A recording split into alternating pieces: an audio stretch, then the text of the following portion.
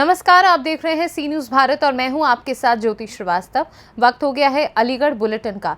अलीगढ़ के इस बुलेटिन में दिखाएंगे कैसे अलीगढ़ की एक दलित बेटी ने कर दिया कमाल। साथ ही जानेंगे अलीगढ़ में किन कारणों से महिला पहलवानों के समर्थन में उतरी कांग्रेस नेत्री और कैसे सलेमपुर गांव में आपसी मनमुटाव को लेकर दो पक्षों में जमकर चले लाठी डंडे। और भी तमाम खबरों पर विस्तार से होगी चर्चा।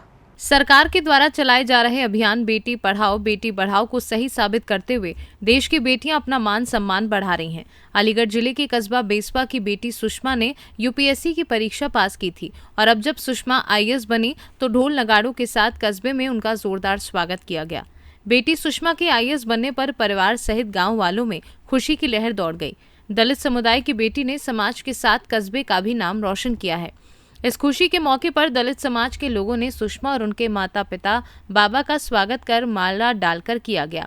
हनुमान मंदिर से पैदल चलकर सुषमा सागर कस्बा के लोगों से मिलते हुए स्वागत स्थल नए गेस्ट हाउस पहुंची। बेसवा के लोगों ने सुषमा को बधाई दी। सबसे पहले सुषमा सागर ने भगवान बौद्ध और बाबा साहब के आगे दीप प्रज्वलित किया। डॉक्टर योगेश कुमार, सुमन सागर, बोना सिंह सागर, भरत शर्मा ने माला पहनाकर सम्मान किया। इस दौरान सुषमा सागर और उनके पिता ने क्या कुछ कहा, आइए जानते हैं। आपका क्या नाम है? आपका क्या नाम है? मेरा नाम सुषमा सागर है। वर्तमान में असिस्टेंट कमिश्नर जीएसटी के पद पर कार्यरत हूं। और मैम आपने 2022 में यूपीएससी में कौन सा पद हासिल किया है, कौन सी रैंक हासिल की है? जी, मेरी 733वीं रैंक मुझे प्राप्त हुई है। जी मैम, आपको पहले आप पीसीएस कौन सी रैंक पे थी मैम? पीसीएस मैंने 2018 में दिया था। फर्स्ट अटेम्प्ट में ही मेरा पीसीएस क्लियर हो गया और मैं असिस्टेंट कमिश्नर के पद पर हूँ इसमें। कितने साल हो गए मैम उसमें करते हुए आपने? इस जॉब को करते हुए मुझे 2 साल हो गए। जॉब के साथ ही मैंने जॉब को करते हुए पढ़ाई की है और इसी के साथ ही यूपीएससी। मैम, नए युवाओं को मैम आपका क्या मैसेज है? मैं ये कहूँगी कि आप जो इस क्षेत्र में भी आपकी रुचि है, जिसको भी आपने अपना लक्ष्य बनाया है, उस लक्ष्य के प्रति डेडिकेटेड रहिए, फोकस रहिए, कंसंट्रेटेड रहिए और मेहनत कीजिए, जिससे आपका परिवार का और आपके समाज का नाम रोशन हो। Thank you. बेसवा से क्या लगाव है? बेसवा मेरे दादाजी का गांव है। पूरा बचपन हमारा यहीं बीता है, तो एक विशेष प्रकार का ही लगाव है यहाँ से। हमारे कस्बा के समाज सेवी आपको कैसा लग रहा है? जी, सब लोग इतना प्यार दे रहे हैं, सम्मान दे रहे हैं, काफी अच्छा लग रहा है। मैं आपने 12th कहाँ से की है? मैंने दयालबाग एजुकेशन इंस्टीट्यूट के कॉलेज प्रेम विद्यालय से 12th की है। 12th कहाँ से किया था? और मोमबत्ती अगरबत्ती जलाकर कॉलेज से। और ग्रेजुएशन में क्या किया उन्होंने? बीएससी की है। अगरबत्ती अच्छा।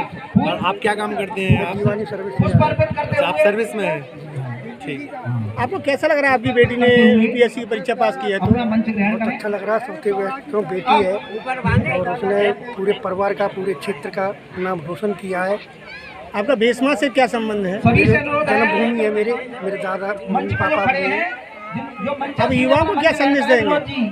संदेश देंगे कि बेटी से प्रेरणा लें और अपना भविष्य बनाएं और आगे इससे ऊंची पद भी जाएं। क्या नाम है आपका?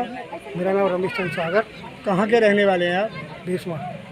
अलीगढ़ से सी न्यूज़ संवाददाता संजीव शर्मा की रिपोर्ट। अलीगढ़ में कांग्रेस पार्टी महिला पहलवानों के समर्थन में उतरती हुई नजर आ रही है। महिला पहलवानों को न्याय न मिलने के कारण लगातार महिला पहलवान दिल्ली में प्रदर्शन करते हुए नजर आ रहे हैं, जिसको पहले भी किसानों के द्वारा समर्थन देने की बात कही, तो वहीं अब कांग्रेस पार्टी के द्वारा महिला पहलवानों को समर्थन देने की बात कही गई है, जिसको लेकर उनके द्वारा एक प्रेस वार्ता भी की गई, जिसमें उनके द्वारा महिला पहलवानों को न्याय दिलाने की बात कही है।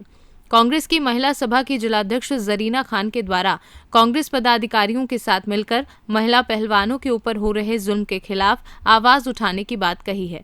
बता दें कि महिला पहलवानों का कहना है कि लंबे समय से महिला पहलवान अपने न्याय के लिए भटक रही हैं, लेकिन लंबे समय से महिला पहलवानों को न्याय नहीं मिला है। यही कारण है कि कांग्रेस के द्वारा भी ताल ठोकते हुए महिला पहलवानों के ऊपर हुए अत्याचारों को लेकर प्रेस वार्ता करते हुए महिला पहलवानों को न्याय दिलाने की मांग की जा रही है। इस दौरान अलीगढ़ की महिला सभा की कांग्रेस जिलाध्यक्ष जरीना आगा ने और क्या जानकारी दी, आइए जानते हैं। आज प्रेस कॉन्फ्रेंस इसलिए हो रही है कि क्योंकि ये ऑल इंडिया महिला कांग्रेस के आह्वान पे ये प्रेस कॉन्फ्रेंस हो रही है। और ये जो पहलवान पहलवानों का मामला चल रहा है। पहलवानों ने, जो लड़कियां हैं जिन्होंने हिंदुस्तान में नाम रोशन किया अपने खेल के मुकाम में, तो उन्होंने ये इल्ज़ाम लगाया है कि उनका जिस्मानी तौर से इस्तेहसाल हुआ है। उसके लिए उन्होंने कई जगह जाकर शिकायत की, हर मंत्री से मिली, लेकिन वो शिकायत जो थी उन्होंने कहा इनकी FIR दर्ज की जाए, लेकिन ये ब्रजभूषण शरण सिंह जो है इनकी FIR नहीं हुई, क्योंकि वो एक बाहुबली नेता हैं और सरकार कहीं ना कहीं क्योंकि BJP के हैं इसलिए उन्हें बचा रही है। कानून ये कहता है सबूत नहीं मिल पा रहे हैं तो हाँ, सबूत नहीं मिल पा रहे हैं, ये तो कोर्ट बताएगी कि सबूत मिले या नहीं मिले। जांच तो होगी। FIR ये कहता है कि अगर कोई महिला जाके ये शिकायत करती है कि उसके साथ में किसी ने छेड़छाड़ की है या कुछ गलत हरकत की है, तो उसको सबसे पहले गिरफ्तार किया जाता है। लेकिन इनके साथ ऐसा नहीं हुआ, क्योंकि ये एक बाहुबली हैं। बाहुबली सरकार ने बचाने प्रयास कर, बिल्कुल जाहिर होता है कि इनके सरकार का पूरा इनके ऊपर हाथ है और इन्हें बचाया जा रहा है। हमारी मांग है कि उनको फ़ौरन गिरफ्तार किया जाए और जांच जब आए, क्योंकि कोर्ट के कहने से जब FIR हुई है तो कोर्ट से ही फैसला आएगा कि आया उनके ऊपर इल्ज़ाम सही है या गलत है। वो तो कोर्ट तरीके से देखती है। तो सर कांग्रेस इस तरह से देखती है कि जब एक तरफ ये नारा देते हैं कि बेटी बचाओ बेटी पढ़ाओ, वहाँ कहीं बेटी पढ़ाई नहीं जा रही, न बचाई जा रही है। आज तक जितना जुल्म अत्याचार गवर्नमेंट में इस वक्त हो रहे हैं, इतना कहीं से ढका छुपा नहीं है। बलात्कारियों को शरण देना, बलात्कारियों को बचाना, ये गवर्नमेंट का काम होके रह गया है। इसलिए हम दरख्वास्त करते हैं कि अपने महिला कांग्रेस की तरफ से तो अगला कदम क्या रहेगा? हम जब तक चैन से नहीं बैठेंगे, जब तक इनकी गिरफ्तारी नहीं होगी, बाकी आगे महिला कांग्रेस क्या आदेश देती है, जो हमारी उसमें तय होगा, वो हम करेंगे। क्या नाम है आपका? मैं जरीना आगा, महिला कांग्रेस जिला अध्यक्ष अलीगढ़। किस तरीके प्रेस वार्ता रखी है आज आपने? देखिए, हमने ये वार्ता इसलिए रखी है क्योंकि जो महिला पहलवान के साथ जो हो रहा है उन्हें इंसाफ नहीं मिल रहा। क्योंकि देखिए, पहले जो है इनका जो है FIR दर्ज नहीं हुई, फिर किसी तरह से FIR जो है कोर्ट के थ्रू जो है ना दर्ज कराई गई, और फिर उसके बाद जो है उनको जो है एक तरफ जो है संसद का उद्घाटन हो रहा था, दूसरी तरफ जो है महिलाओं के साथ अत्याचार हो रहा था, उनको बुरी तरह से मारा जा रहा था, घसीटा जा रहा था, और सरकार चुपचाप देख रही थी। सरकार ने तो एक नारा दिया था कि बेटी पढ़ाओ बेटी बचाओ, लेकिन जो है उसमें कहाँ बेटी बच रही है। बेटियों को तो सरेआम जो है ना मारा जा रहा है, उनकी इज्जत को लूटा जा रहा है। क्या यही सरकार यही काम करती है? और दूसरी बात मैं ये कहना चाहती हूँ कि अगर जो है सरकार, ये बताइए सरकार उनके साथ क्यों है, उनके साथ कंधे से कंधा क्यों मिला के चल रही है? जिन्होंने बलात्कार किया, क्यों नहीं वो जो है ना उन बेटियों के साथ कंधे से कंधा मिला के क्यों नहीं चल रही है? क्योंकि उसमें पूरा हाथ जो है भाजपाइयों का है। और ऐसा नहीं कि ये पहले इन्हीं के साथ हुआ हो, कई भाजपाई जो थे, चाहे नेता हों चाहे वो सांसद हों, काफ़ी लोगों ने इस तरह की वारदातें करी हैं। और हम चाहते हैं कि हमारी कांग्रेस पार्टी का एक कार्यकर्ता चाहता है कि उनको इंसाफ मिले, और इंसाफ के लिए अगर ये कोर्ट अगर फैसला सही नहीं करेगी तो हम उसकी जांच जो है चाहते हैं CBI के थ्रू जांच हो और इनको इंसाफ मिले। क्योंकि ये बेटियां जो हैं देश की आन है, शान है। क्योंकि इन्होंने जो है देखिए तिरंगा जो है जाके लहराती हैं और जो है अपने देश का सम्मान बढ़ाती हैं, और उनके साथ इस तरह से होगा तो आम महिलाएं कहाँ जाएंगी? जब इनको इंसाफ नहीं मिलेगा, जो देश की आन बढ़ा रही हैं उनको ही नहीं इंसाफ मिलेगा, तो हम जैसी महिलाओं को और जो वैसी महिलाएं उनको कहाँ से इंसाफ मिलेगा? मैं चाहती हूँ कि इंसाफ मिले उनको, और CBI की जांच उन पे कराई जाए। अगर मांग नहीं होती है, फिर क्या रहेगा? फिर हम अनशन करेंगे। अलीगढ़ से हम लोग जो हैं अनशन करेंगे, और कांग्रेस पार्टी उनके साथ है। और कांग्रेस पार्टी जब तक उनको इंसाफ नहीं दिला देगी, जब तक हम लोग चैन से नहीं बैठेंगे। शहर अध्यक्ष हूँ। आज प्रेस वार्ता का आयोजन किस कारण से किया गया? जी हाँ, आज हम लोग ने आपको इसलिए बुलाया कि आप पास्को एक्ट के द्वारा जिस तरीके से जो श्री भूषण सिंह ने को गिरफ्तार नहीं किया जा रहा है, जो कि BJP के सांसद हैं, क्योंकि वो BJP के सांसद हैं इसलिए उनको गिरफ्तार नहीं किया जा रहा है। इसीलिए हम लोगों ने यहाँ पर प्रेस बुलाई है कि उनको क्यों नहीं गिरफ्तार किया जा रहा है, क्योंकि वो BJP के हैं इसलिए क्योंकि हमारे जो इस देश के नाम रोशन किया है हमारी बेटियों ने, पहलवान बेटियों ने, उनके साथ में इतना अत्याचार हुआ।